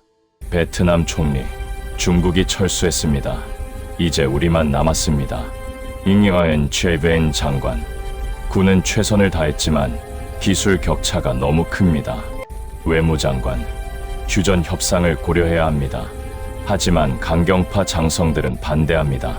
대한민국맨 중장. 우리는 미국도 이긴 나라입니다. 끝까지 싸워야 합니다. 잉여엔 최베인 장관. 그때와 지금은 다릅니다. 이건 게릴라전이 아닙니다. 경론이 2시간 동안 이어집니다. 잉여엔 최베인 국방부 장관은 냉정한 현실을 직시합니다. 더 이상 싸울 방법이 없다는 것을 압니다. 한국의 최후 통처. D6 오전 8시 한국군은 최종 공세를 준비합니다. 하지만 그 전에 베트남 정부에 최후 통첩을 보냅니다. 외교 채널을 통해 공식 메시지가 전달됩니다. 48시간 이내 휴전 협상에 응하지 않으면 호치민 진격 개시한다는 내용입니다. 수도 방어 과정에서 민간 피해 발생 시 책임은 베트남 정부에 있다고 경고합니다. 베트남 정부는 긴급 강요회의를 소집합니다. 군부는 계속 싸우자고 주장하지만 현실적으로 불가능합니다. 대한민국맨 중장. 우리는 아직 병력 30만이 남았습니다. 경제부총리. 하지만 경제가 마비됐습니다.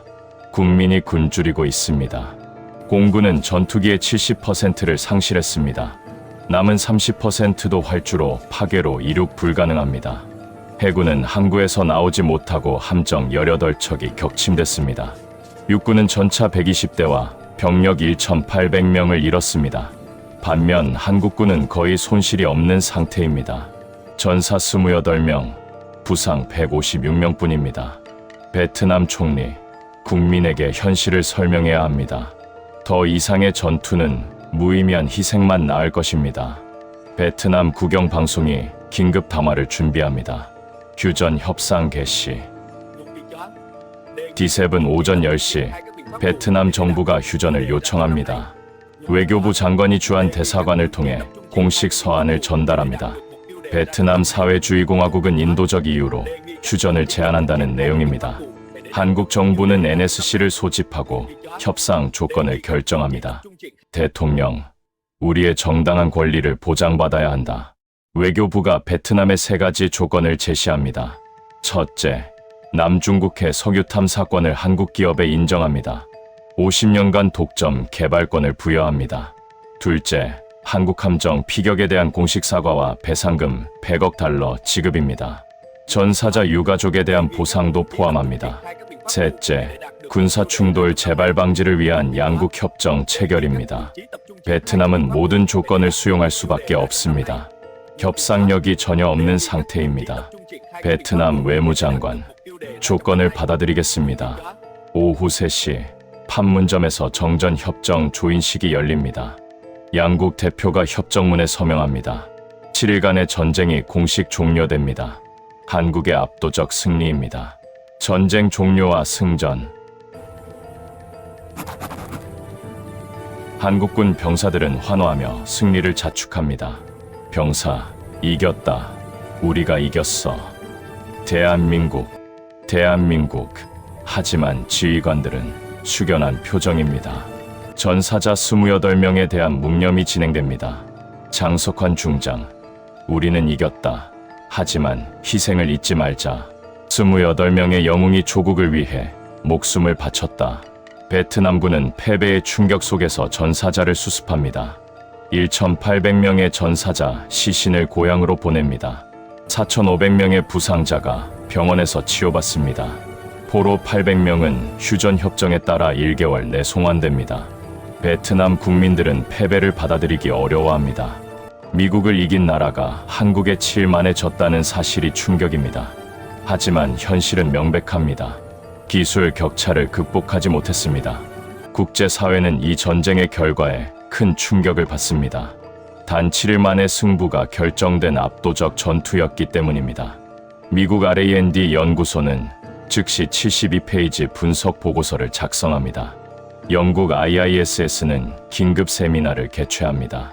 전 세계 군사 전문가들이 이 전쟁을 연구 대상으로 삼습니다. 특히 드론의 역할과 정밀유도 무기의 효과에 주목합니다. 한국의 C4I 체계가 전투력을 10배로 증폭시켰다는 평가입니다. 전쟁의 여파와 K방산 수출 증가. 동남아시아 국가들은 한국 무기에 대한 관심이 폭발합니다. 태국 국방부가 한국방산청에 긴급 연락합니다. K2 흑표 전차 100대 도입 협상을 요청합니다. 필리핀은 FA-50 추가 12대와 KF-21 도입을 논의합니다. 인도네시아는 KSS-3 잠수함 세척 기술 이전을 요청합니다. 말레이시아도 천궁2 방공 체계 도입을 검토합니다. 심지어 폴란드, UAE, 사우디도 문의를 해옵니다. 실전에서 검증된 무기라는 브랜드 가치는 엄청납니다. K방산 업체들의 수주 상담이 줄을 잇습니다. 이제 최종 분석과 교훈을 정리할 시간입니다. 제오마, 결과 분석 및 에필로그, 양측 손실 현황 분석. 7일간의 전쟁이 남긴 결과를 냉정하게 분석해봅시다. 먼저 한국군 손실 현황부터 상세히 살펴봅니다. 전사자는 총 28명입니다. 대부분 지상전에서 발생했습니다. 해병대 상륙 작전에서 14명 전사했습니다. 기갑부대 교전 중 6명 전사했습니다. 특전사 작전 중 4명 전사했습니다. 공군 조종사 F-35 불시착으로 1명 부상하였으나 생존했습니다. 기타 작전 중 4명 전사했습니다. 부상자는 156명으로 집계됐습니다. 중상 42명은 일본 기지 병원에서 치료 중입니다. 경상 114명은 함정이나 야전병원에서 치료 후 복귀했습니다. 장비 손실은 극히 제한적입니다.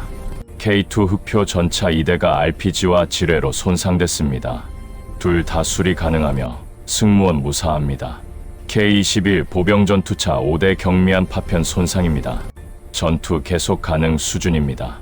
F-35A 전투기 1대 기계 결함으로 해상 불시착했습니다. 조종사 구조 완료. 기체는 해저 침몰했습니다. 이지스함 한 척 파편에 의한 경미한 외부 손상입니다. 전투력에는 영향 없습니다. 전체 손실률은 약 3%에 불과합니다. 이는 현대전에서 보기 드문 낮은 수치입니다. 미군의 이라크전 초기 손실률 5%보다 낮습니다. 베트남군 피해 현황.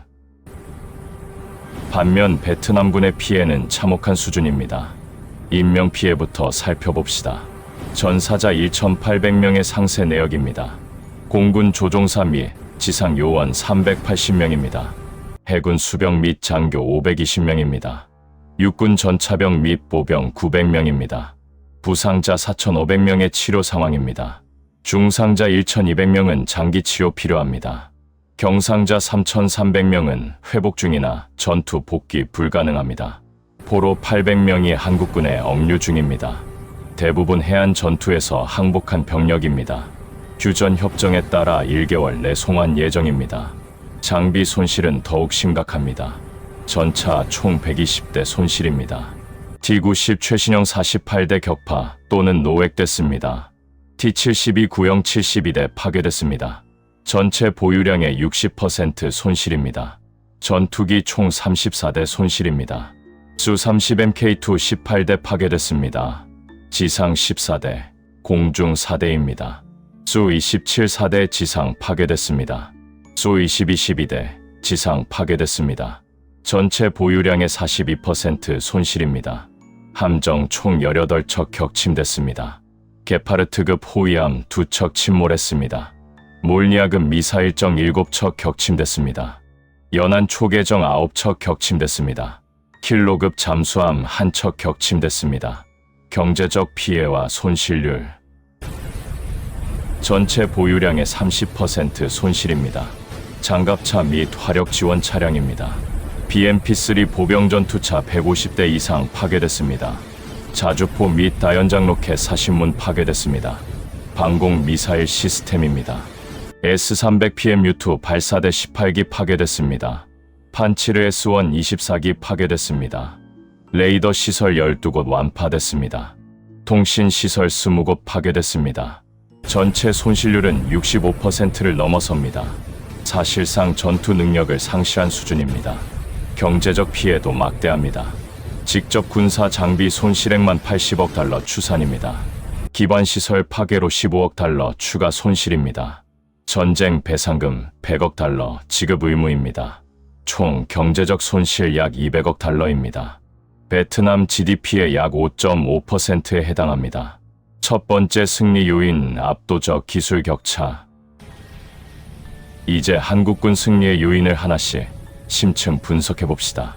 첫 번째 핵심 요인은 압도적 기술 격차입니다. 한국의 F-35A는 5세대 스텔스 전투기입니다. 레이더 반사 면적 0.001제곱미터로 레이더 탐지가 거의 불가능합니다. A4 레이더는 동시에 목표 20개 추적 가능합니다. 최대 탐지 거리 200km 이상입니다.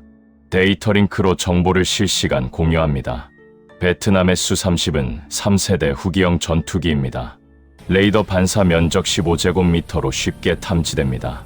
기계식 레이더는 목표 8개 동시 추적합니다. 최대 탐지 거리 120km입니다. 정보 공유 능력 제한적입니다. 공중전에서 F-35는 Su-30을 먼저 발견하고 먼저 쏩니다. 상대는 어디서 공격받는지도 모른 채 격추됩니다. 이것이 4세대와 5세대의 차이입니다. 정밀유도 무기와 재래식 무기의 차이도 명확했습니다. 한국의 현무3C는 GPS와 지형대조 유도로 오차 3m입니다. 명중률 94%로 목표를 정확히 타격합니다. 베트남의 Q-59 미사일은 무선 유도로 오차 30m입니다. 전자전 환경에서 명중률 60% 이하입니다. 같은 500kg 탄두라도 효과는 10배 차이입니다. 정밀유도는 목표만 파괴하지만 무유도는 주변까지 피해줍니다. 두 번째 승리 요인과 세 번째 요인, C4I 체계와 훈련도. K2 전차와 T-72의 세대 차이입니다. K2는 복합 장갑으로 정면 700mm 균질압 연강 방어력입니다. 능동방어 체계로 대전차 미사일 요격 가능합니다. 사격 통제 장치로 이동 중 명중률 90%입니다. T-72는 강철 장갑으로 정면 500mm 방어력입니다. 능동방어 시스템 없습니다. 이동 중 명중률 40% 이하입니다. K2는 T-72를 관통하지만 T-72는 K를 뚫지 못합니다. 전차전에서 일방적 우위를 점한 이유입니다. 또 다른 요인은 C4I 체계의 압도적 우위입니다. 지휘 통제 통신 컴퓨터 정보 시스템이 한국군의 두뇌입니다. 전술 C4I로 대대급까지 실시간 정보 공유합니다. GPS로 아군 위치 오차 1m 이내 파악합니다. 위성 통신으로 끊김없는 통신망 구축합니다. 드론 영상을 모든 지휘관이 동시 확인합니다. 포병은 목표 좌표 수신 30초 내 사격 가능합니다. 이지스함은 공군 전투기와 직접 데이터 링크합니다. 잠수함도 위성 통신으로 본부와 연결됩니다. 모든 부대가 하나의 유기체처럼 움직입니다. 베트남군은 무전기에 의존하는 아날로그 방식입니다. 부대 간 정보 공유에 수십 분 소요됩니다. GPS 없어 지도와 나침반으로 위치 파악합니다. 통신이 끊기면 지휘관은 상황을 전혀 모릅니다. 포병 지원 요청부터 사격까지 15분 이상 소요됩니다. 해군과 공군은 거의 협조 불가능합니다. 각 군이 따로 싸우는 수준입니다. 현대전에서 정보 우위는 곧 전투력 우위입니다. 네 번째 승리 요인과 다섯 번째 요인, 원정 능력과 동맹 지원. 네 번째 요인은 훈련도와 숙련도의 차이입니다. 한국군은 연간 수백 시간의 실전적 훈련입니다.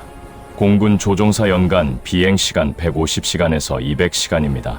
전차병 실탄 사격훈련 연 4회 이상입니다.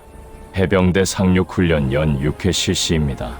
특전사 해외 연합훈련 정기 참가합니다.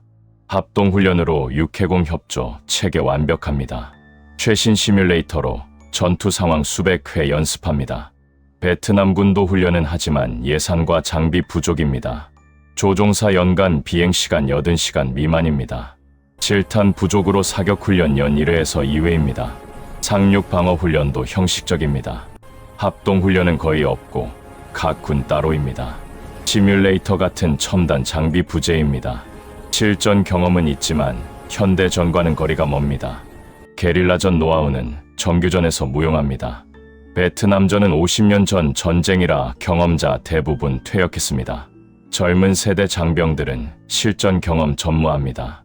다섯 번째 요인은 해외 원정 능력입니다. 한국군은 독도급 상륙함으로 신속 전개합니다. 2만 5천 명을 일주일 내 베트남에 투입합니다. KC-330 공중급 6기로 전투기 작전 반경 2배 확장합니다. F-35가 한국에서 출격해 베트남 타격 후 귀환 가능합니다. 보급선으로 탄약, 연료, 식량 끊김없이 공급합니다. 7일간 작전에 필요한 물자 사전 준비 완료했습니다. 야전 정비 능력으로 장비 가동률 95% 유지합니다. 국제 전문가 평가. 베트남군은 자국 영토에서 싸웠지만 오히려 보급 곤란했습니다. 한국 드론과 미사일로 보급로 차단됐습니다. 낮에는 이동 불가, 밤에도 적외선에 포착됐습니다. 탄약 부족으로 포병 사격 제한됐습니다. 연료 부족으로 전차 기동 제한됐습니다. 식량 부족으로 병사들 사기 저하됐습니다. 또 다른 요인은 동맹의 결정적 지원입니다. 미국의 위성 정찰 정보가 게임 체인저였습니다. 베트남군 모든 움직임 사전 파악했습니다. 전차 집결지, 병력 이동 경로 실시간 제공했습니다. 지휘부 위치까지 정확히 파악했습니다. 일본 오키나와 규슈 기지 제공으로 작전 반경 확대됐습니다. 전투기와 수송기가 자유롭게 이착륙했습니다. 정비와 재보급도 일본 기지에서 가능했습니다. 미국의 외교 압박으로 중국 개입 차단했습니다. 중국 함대 출동했지만 결국 철수했습니다. 베트남은 고립무원 상태로 홀로 싸웠습니다. 중국 지원 기대했지만 현실화 안 됐습니다. 러시아도 우크라이나전으로 여유 없었습니다. 아세안 국가들은 중립 유지했습니다. 이제 국제 군사 전문가들의 평가를 들어봅시다. 미국 랜드 연구소 수석 군사 분석가 제 톰슨입니다. 르 톰슨, 한국은 이제 명실상부한 지역 강국임을 입증했습니다. 그들의 작전 속도와 정밀도는 정말 놀라웠습니다.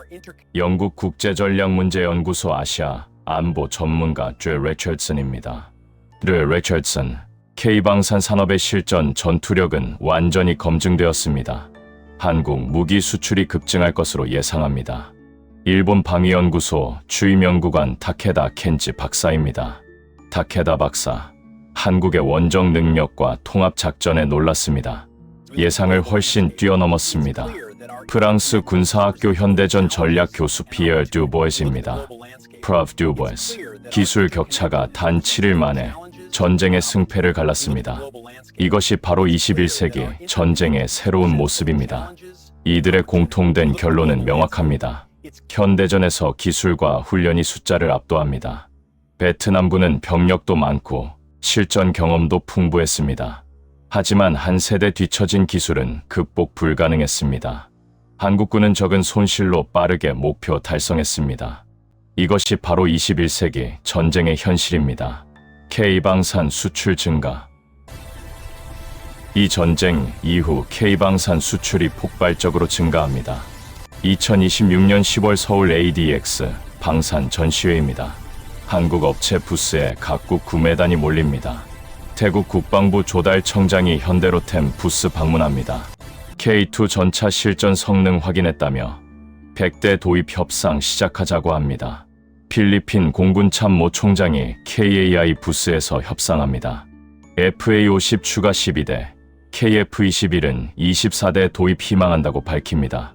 인도네시아 해군 제독이 한화 부스에서 계약 논의합니다. KSS-3 잠수함 기술 이전 조건으로 새 척 구매하겠다고 합니다. 전쟁의 진짜 교훈. 말레이시아 방공사령관이 LIG 넥스원 부스 방문합니다. 천궁2 방공체계 6개, 포대 도입 검토 중이라고 밝힙니다. UAE 국방부 대표단이 한국 종합 부스에서 상담합니다. K9 자주포 100문, 천무 로켓 40문 도입 희망한다고 합니다. 폴란드는 이미 K2 전차 180대 계약 완료했습니다. 추가 60대 더 주문하겠다며 실전 증명됐다고 말합니다. 한국 방산 기업들의 수주 잔고가 급증합니다. 2026년 수출액 $300억 돌파합니다. 2027년 목표 500억 달러 상향 조정합니다. 2030년까지 세계 4위 방산 수출국 목표입니다.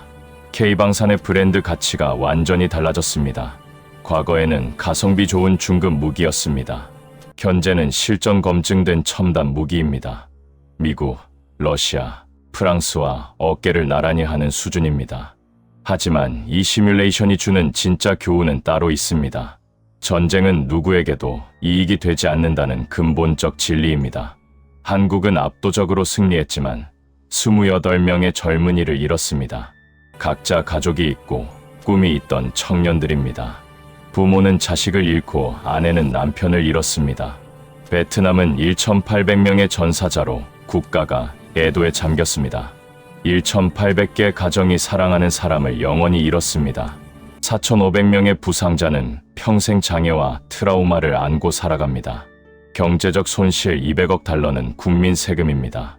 그 돈으로 학교, 병원, 도로를 지을 수 있었습니다. 평화의 가치와 마무리. 양국 국민들 사이에 증오와 적대감이 생겼습니다. 이 감정의 골은 한 세대가 지나도 치유되기 어렵습니다. 전쟁의 상처는 수십 년간 사회에 남습니다.